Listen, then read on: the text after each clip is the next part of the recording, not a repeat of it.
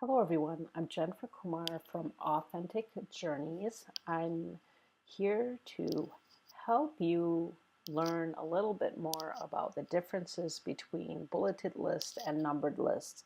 This is the third part in a three-part tutorial on how to create lists and emails. In part one, we talked about how to use the formatting tools. In part two, we talked about some of the punctuation and different other formatting things to keep in mind, especially if you're hand typing things in and why that's not such a good idea. And of course, in this third part, we're going to talk about the differences between numbered lists and bulleted lists. Now, I'm having some issues with the font size here. I wanted to make the font size bigger so that you could see all of these line items much easier, but the numbers are not coming out the same size. I'm not sure why that is, but anyway, hopefully for you that doesn't happen because they should be the same. The numbers should be the same size as the text. So here I have created this list and I'm decided to make it a numbered list. So what happens if I change this to a bulleted list?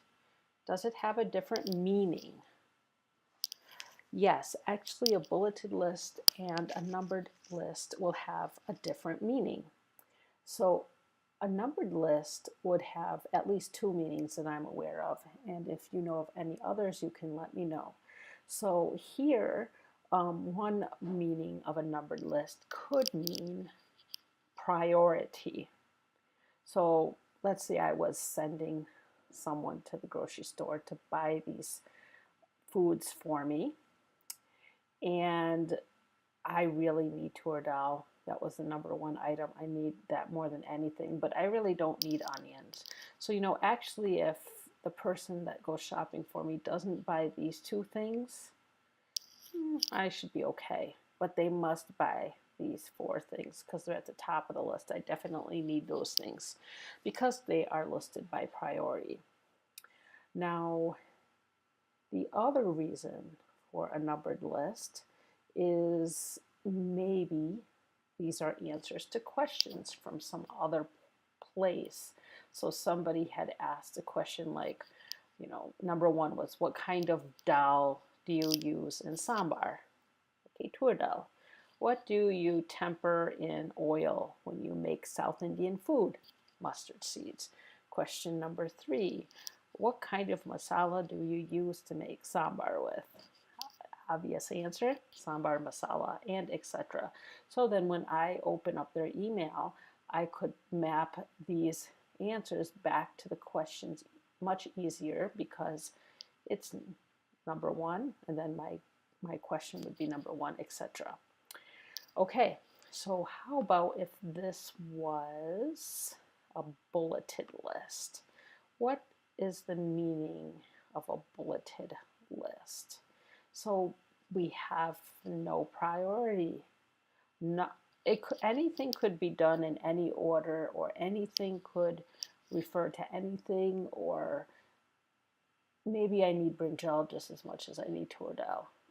Whoever's seeing the list may not really understand what the priority is because it's not really clear. I mean, you can assume that since tur dal is at the beginning of the list, that maybe it's the highest priority, but maybe it's not. Maybe curry leaves are, but I just didn't put it in that list format and put curry leaves at the top and number it number one.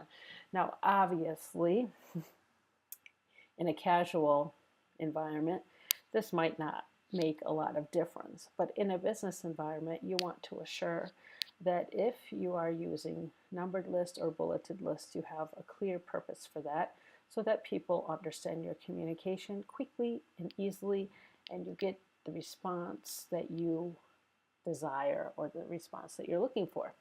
So I hope these three tutorials have helped you in understanding and creating lists in your emails.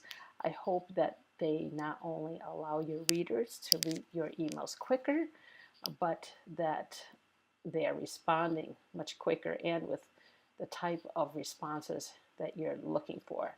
These are the outcomes that we have seen when I have coached people through these and other email writing skills. If you'd like to get in touch with me to know more, my name is Jennifer Kumar.